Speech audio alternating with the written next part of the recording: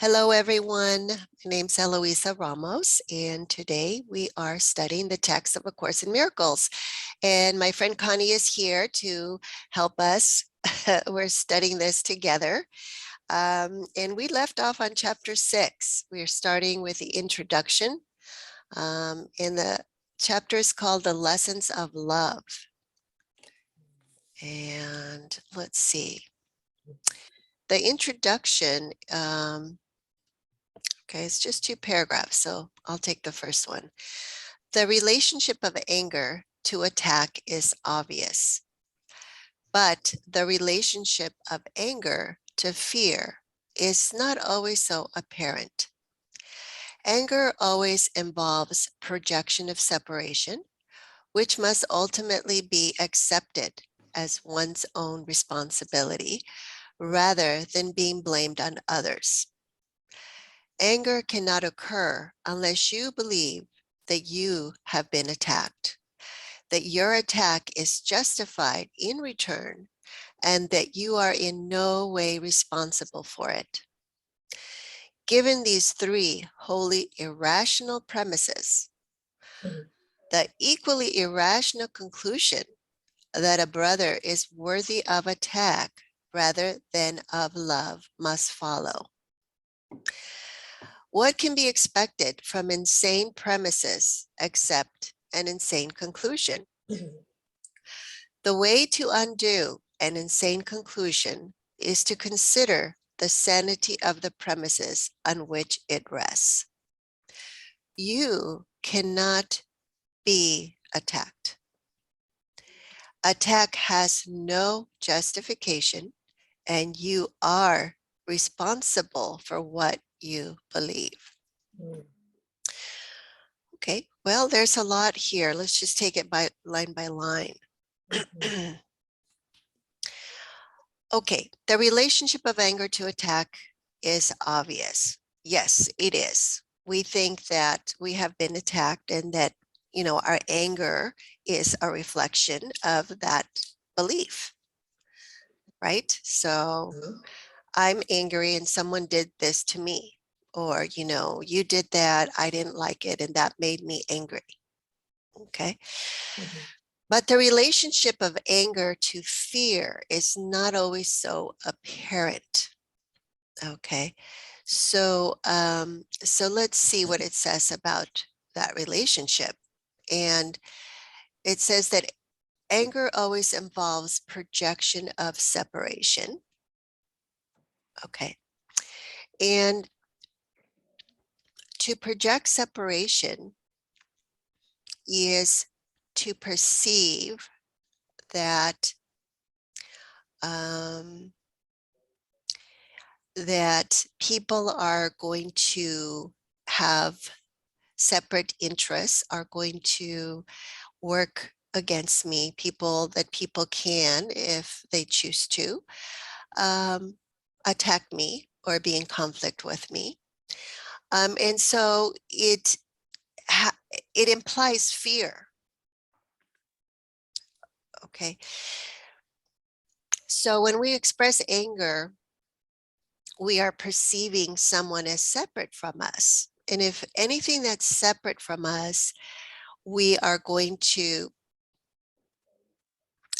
believe that it has left our mind and is no longer under our control. And that's why it's fearful. So anytime we project anything, we are believing that we're getting rid of it. And therefore it's separate from us. But the minute that we get rid of it, then we also imply that we have no control of it. So we're going to be afraid of it. Does that make sense, Connie? Yes. Yeah. Yeah. Okay. What a setup. Yes, definitely. And that's why the belief in separation is just another word for choosing fear. Because the Course says either you choose love, and this is chapter 6, the lessons of love. So either we choose love or we choose fear. Either we accept there is no separation and accept the atonement, or we're going to believe there is separation, and it's because we are choosing to project and believe that we can project what we have judged in some way and reject it and put it outside to be safe. But at the same time, by putting it outside, we lose control of it. So we become afraid. Yeah. Yeah. And that's why it's so insane, because in an effort to feel safe, we try to exclude it, reject it, Mhm. put separation between us and them, or the situation, or whatever it is that we're in conflict with, and therefore make ourselves fearful. Mhm. um, okay, so okay, so the next part of sentence 2. Okay, so this projection of separation, which must ultimately be accepted as one's own responsibility rather than being blamed on others. Okay. Yes, because if we don't accept the responsibility, we will feel like we're not in control and cannot undo the problem that we made.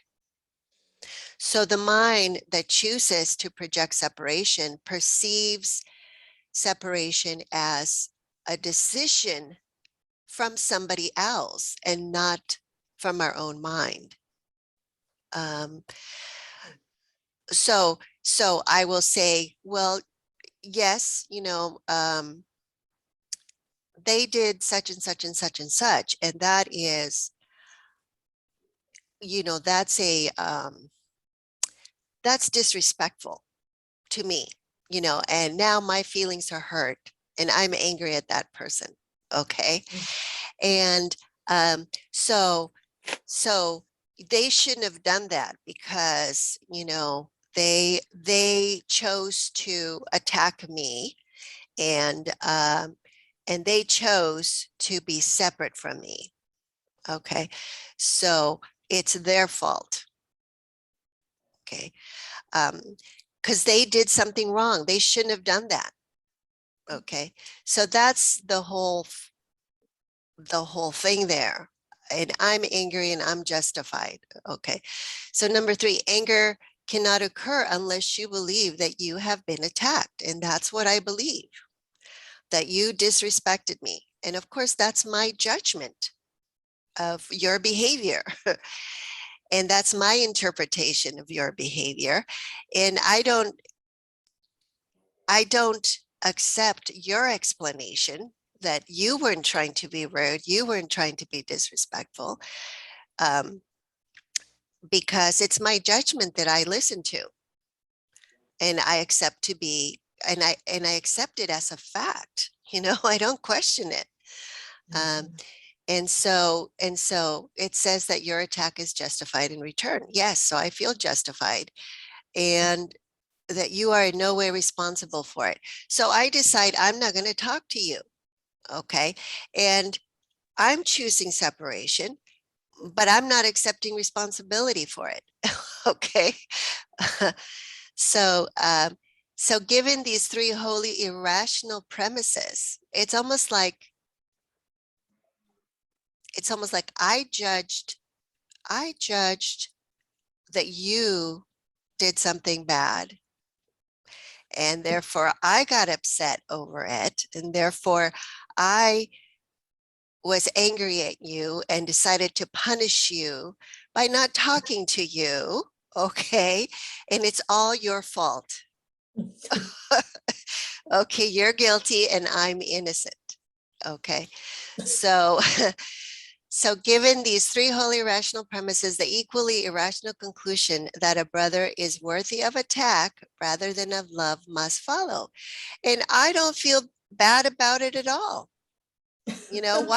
Why should I say I'm sorry? You started it. Okay, so you need to apologize to me.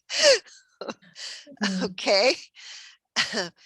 um, so what can be expected from insane premises except an insane conclusion? Okay. And so the way to undo an insane conclusion is to consider the sanity of the premises on which it rests. So I have to question my own judgment. Okay. What you did was disrespectful. Okay. Says who? Okay. Well, says me. Okay. Well, somebody else looking at the situation would say, no, she wasn't disrespectful. And she's saying, no, I wasn't disrespectful. I was drunk. Okay.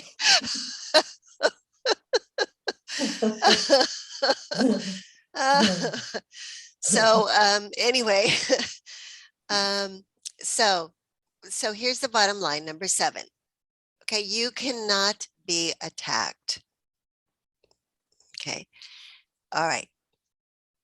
I cannot have my feelings hurt unless I judge, okay, that you have done something that I believe is wrong. It's only because I believe it. If I didn't have that belief, I would not have felt attacked. I would not have had my feelings hurt. Okay. And attack has no justification. Okay. So if I'm condemning you, if I say, well, you're being disrespectful and that's an attack, and I say that's not justified, well, why would my attack of anger and not talking to you, which is also an attack, be justified? So I have a double standard. Okay, I'm saying, yeah, your attack is not justified, but my attack is. Okay, and you are responsible for what you believe. Yes, I am responsible for what I believe because that is what I listen to and believe and therefore react to. It's not the actual situation, it's the interpretation that I give to the situation. And that interpretation is filtered by my beliefs. So my beliefs are always behind my behavior and my judgment. You know, I feel justified in judging you. Um,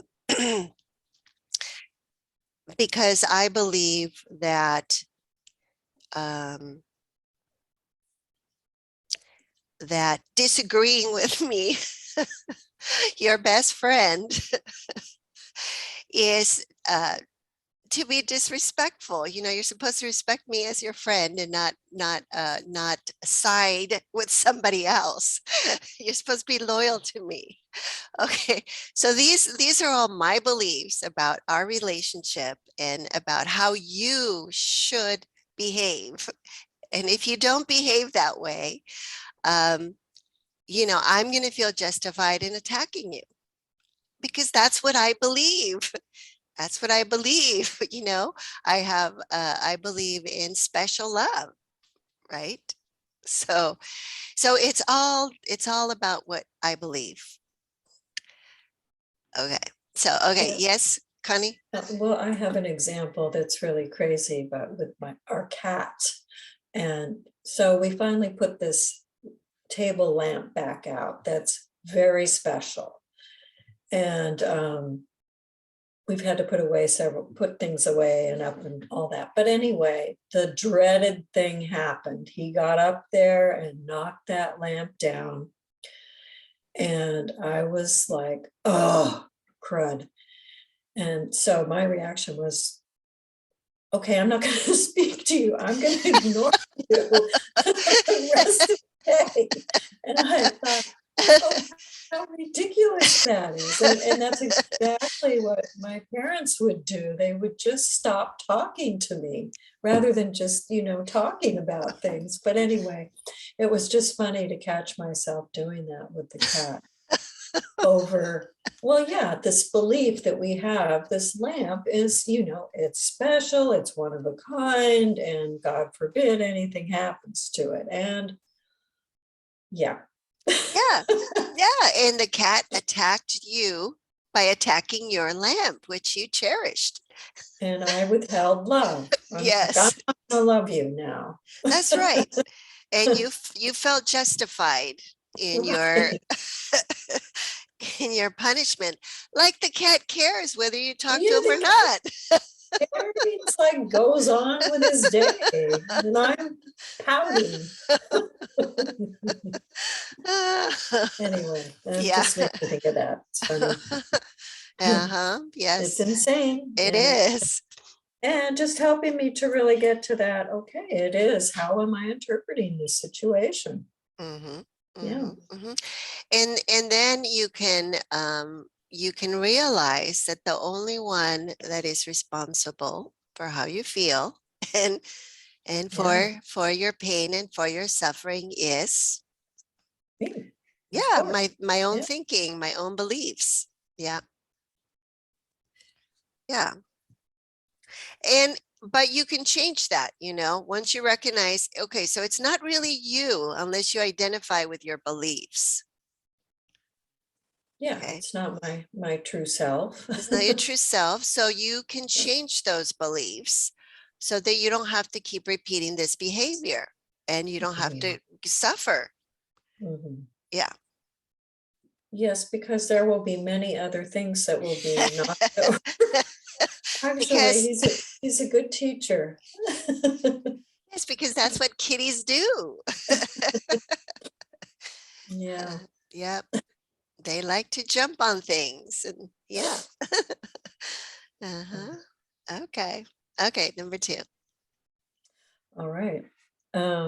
You have been asked to take me as your model for learning, since an extreme example is a particularly helpful learning device. Everyone teaches and teaches all the time.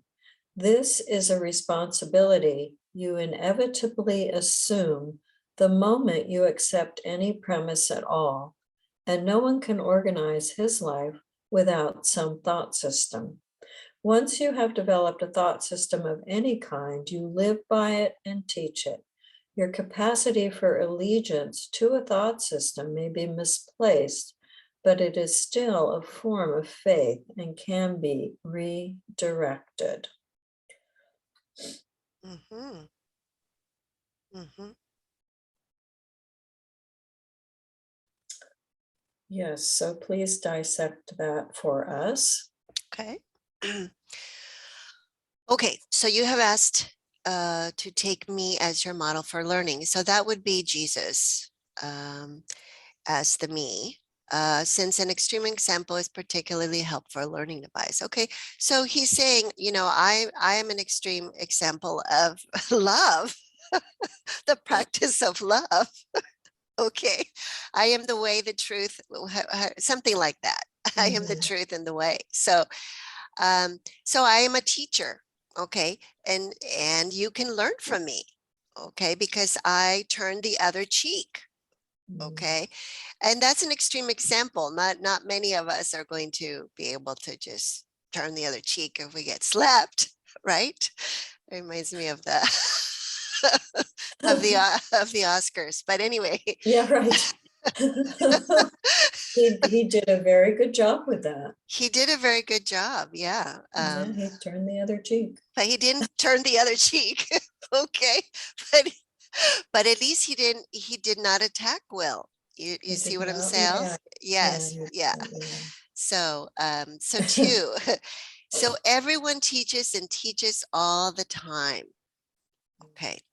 Mhm. So what we believe, our belief system, is going to get acted out. So the behavior is not really um, we put all the emphasis on the behavior, and that's what seems to capture our attention. But what's behind that is our beliefs. So you can look at the behavior, but realize that it's just a metaphor for what we Mhm. believe. And Yeah. that's where the level, causal level is. So that's Mm. where the change needs to happen to address that behavior. And Mm. and because we are acting out, we are expressing this belief system, we are always teaching what we believe. um, in public, anytime, anytime we are interacting with anyone, we're going to be bringing forth into behavior our belief system. And of course, people see that and they will be able to look at it and they will be able to learn from it. Okay, if they want, if they choose to. So we're all teachers from that point of view. We're all teachers. There's no way not to be a teacher. 3, this is a responsibility you inevitably assume the moment you accept any premise at all. So anytime we accept anything is true, and I believe it, I'm going to teach that. Okay. And no one can organize his life without some thought system. Okay. So the way that we organize our life, the way that we set priorities, the way that we choose what we do when we do it is really organized by our beliefs and by what we believe is most important, you know, whether it's to our quote unquote success, our survival, our our safety. Those are really big. Um, so we will engage and use up our time in activities that reflect those beliefs and those priorities.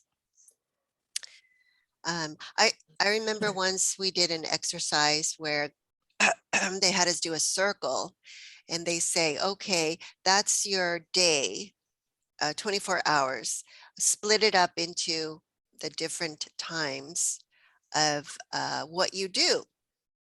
And then once you did that, you could see what it was that you valued, how much value you were giving to different things by the amount of time, you know, that you spend to it. Yeah. So 4, once you have developed a thought system of any kind, you live by it and teach it. And remember that the Course says that there are only 2 thought systems, the ego thought system and the thought system of God. So depending on which one we choose, that's what we will live by and teach. Number 5, your capacity for allegiance to a thought system may be misplaced. Okay, and when we believe in the ego thought system, yes, our allegiance is misplaced, but it is still a form of faith. Okay, and can be redirected. So faith, you don't have to be religious to have faith. We are very faithful to our thought system, whatever it is. Yeah. Yeah. Okay. Yeah. Yes, but we don't, but that faith, so it's almost saying, look, you have faith. Everybody has faith. It's just a matter of what thought system you are putting your faith in, and you can redirect that. It doesn't have to go towards the belief in separation, which is the basis, the foundation for the ego thought system. We can redirect it through forgiveness, through the practice of forgiveness, and redirect it to give faith to the thought system of love. And you know, teach love, for that is what you are. If we teach ego, that's what we're going to believe we are too, an ego. So a separate self. Mhm. Okay, so any questions? That was just 2 paragraphs there for the introduction. Good. Yeah, okay. All right, so next time we'll go ahead and do section 1, the message of the crucifixion. Okay, so we'll stop here for now.